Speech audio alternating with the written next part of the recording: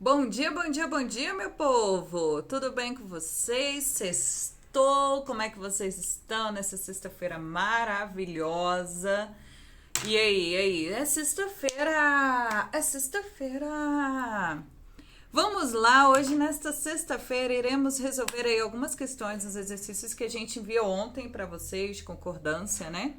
E aí eu vou resolver 5 questões, tá? Dessa lista que a gente enviou para vocês. Depois, qualquer dúvida, vocês podem mandar que a gente vai resolvendo aqui, beleza?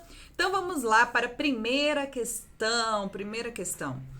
A questão fala o seguinte: já tchananana anos, tchananana neste local, árvores e flores, hoje só tchananana, ervas daninha. E aí, o que vai caber nesse tchananana aí? Fazem, havia, existe, faz, havia, enfim, o que cabe aí, né? Ele me dá algumas opções e quer saber qual é a opção correta, qual é a alternativa correta. Vamos lá. A gente tem que pensar o seguinte: qual é a regra geral da concordância verbal?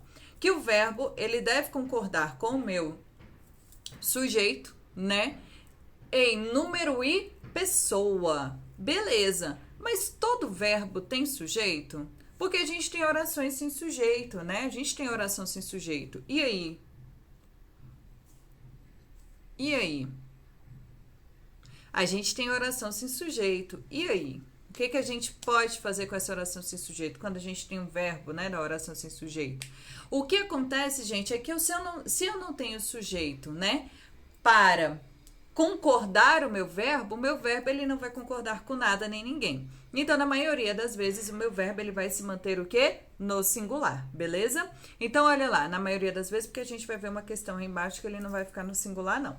Então, olha só, quando eu falo fazem, né? Faz. Então, vamos lá. Quando eu falo faz, né?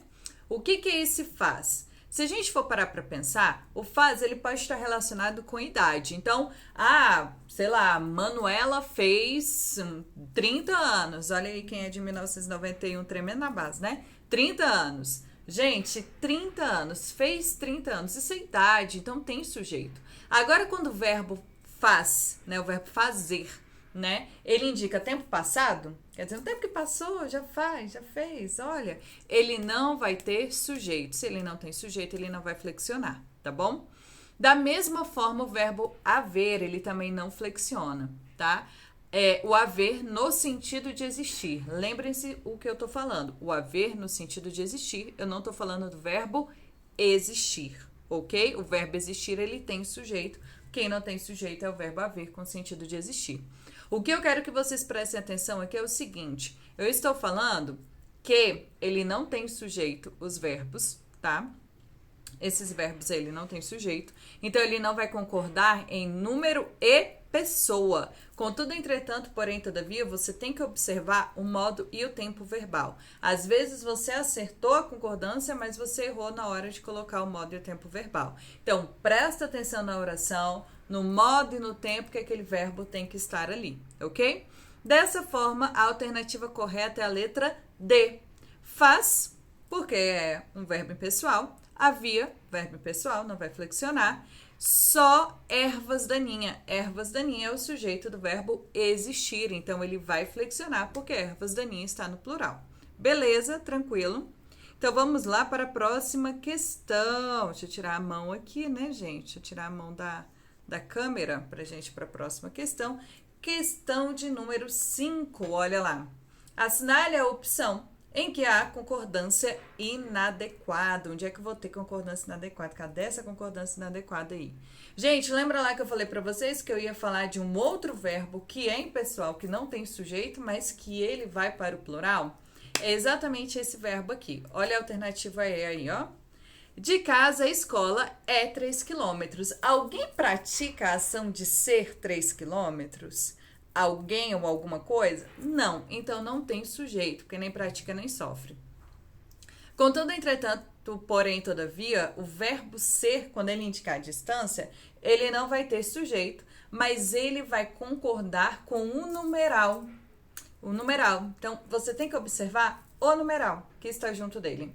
Então, nesse caso aí, a gente tem um erro, porque por mais que o verbo ser, ele seja, nesse caso, um verbo impessoal, não vai ter sujeito, ele tem que concordar com o numeral. Então, são 3 quilômetros. Beleza? E a 6 aí, né? Questão 6. Você deve, verbo deve ir para o plural. Então, vamos prestar atenção aqui. Olha lá. Agora tem um elemento importante, que é o se, né? O que é o se aí, né? A gente vai ter esse elemento importante, o se. Gente, o se, ele pode ser várias coisas. No caso aqui, o que a gente tem que... o se, ele pode ser várias coisas. No caso aqui, o que a gente tem que observar? A gente tem que observar se o se, ele é um índice de indeterminação do sujeito ou se ele é uma partícula passivadora. Pega a dica. Se eu tenho, aí eu tenho que observar a transitividade verbal do verbo, tá? Transitividade verbal do verbo foi complicada. Transitividade verbal. Então, olha só. Se eu tenho um verbo transitivo indireto ou um verbo intransitivo, o se é índice de indeterminação do sujeito. O que isso significa? Que o meu sujeito está indeterminado. E aí o meu verbo, ele vai se manter, ele não vai concordar com o sujeito. Já se eu tenho um verbo transitivo direto ou um verbo transitivo direto e indireto, se pá, gente, se pá. Se é partícula passivadora, significa que o quê? Significa que esse meu verbo, na verdade que a minha oração está na voz passiva. E a voz passiva o quê? Significa o quê? Que o meu sujeito está aí, ele é um sujeito paciente, ele está sofrendo a ação do verbo, o meu sujeito está aí. Se o meu sujeito está aí, ele está claro, explícito na minha oração, o meu verbo ele deve concordar em número e pessoa com o sujeito. Então, lembra sempre disso. Verbo transitivo indireto e verbo intransitivo. Se, índice de determinação do sujeito, não vou mexer no meu verbo no singular. Se é verbo transitivo direto indireto, se pá, se é partícula passivadora e o meu verbo tem que concordar com o sujeito. Então, olha aí a alternativa C. Pintou-se as paredes de verde. Quem pinta, pinta algo, não é? Verbo transitivo direto. Quem pinta, pinta algo. Pode pintar alguém também, né, gente? Olha aí a globeleza. A gente vai se ver na Globo, lá vou eu. Olha aí, então quem pinta, pinta algo, pinta alguém, né? Quem sabe aí. Verbo transitivo direto. Se é partícula apassivadora. Olha lá. As paredes, sujeito, gente. As paredes, sujeito. Se as paredes está no plural, então o verbo tem que estar o quê? No plural. Olha aí, não é mais isso não, hein? Vamos lá para a concordância nominal agora. Vamos resolver duas questõezinhas aí, bem tranquilinhas, olha lá. Assinale a alternativa em que meio funciona como advérbio. Meio funciona como advérbio. Lembra o seguinte, gente. Se meio, né? Se eu puder trocar o meio por um pouco, é porque ele é advérbio. Se eu puder trocar o meio por metade, Ana Maria Braga, me dê meia banana, né? Metade da banana. É porque meio, ele é um adjetivo. Então, presta atenção nisso, tá? Meio, um pouco, ele é advérbio. Qual a alternativa que a gente tem aí que poderia trocar o meio por um pouco? A gente só poderia fazer isso com a letra C.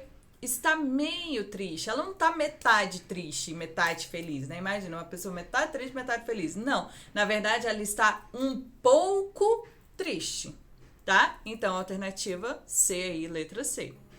E a 11, a gente tem aí, marque a frase absolutamente inaceitável do ponto de vista da concordância nominal, né? Qual é a frase aí que é totalmente inaceitável?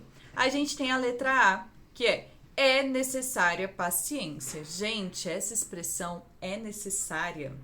Ela só vai flexionar no feminino, ela só flexiona no feminino se eu tiver um determinante aí antes de paciência, tá? Então, é necessária a paciência. Se eu tiver um determinante, um artigo aí que vai determinar, né? Que vai daí indicar realmente o feminino. A paciência. Se eu não tenho determinante, então não flexiona. É necessário, não flexiona. Então, olha lá.